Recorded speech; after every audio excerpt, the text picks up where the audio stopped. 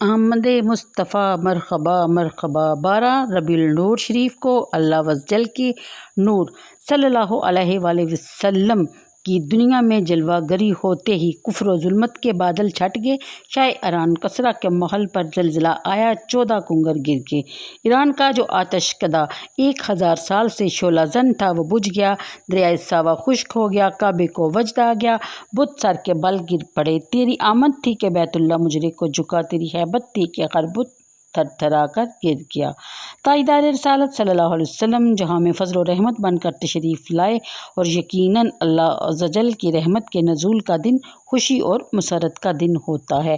چنانچہ اللہ تبارک تعالیٰ ارشاد فرماتا ہے کہ قل بفضل اللہ وبرحمتہ فبذلک فلیفرحوا ھو خیر مما یجمعون۔ سورہ یونس میں اس کا ذکر ہے۔ ترجمہ کنز الایمان سے، تم فرماؤ اللہ عز و جل ہی کے فضل اور اس کی رحمت، اور اسی پر چاہیے کہ خوشی کریں، اور ان سب کے دھن و دولت سے بہتر ہے۔ اللہ اکبر۔ رحمت خداوندی پر خوشی منانے کا قرآن کریم میں حکم دیا جا رہا ہے، اور کیا ہمارے پیارے آقا صلی اللہ علیہ وسلم سے بڑھ کر بھی کوئی اللہ عز و جل کی رحمت ہے؟ دیکھیے مقدس قرآن میں صاف صاف اعلان ہے، وَمَا أَرْسَلْنَاكَ إِلَّا رَحْمَةً لِّلْعَالَمِينَ۔ ہم نے تمہیں بھیجا سارے جہاں کے لیے رحمت بنا کر۔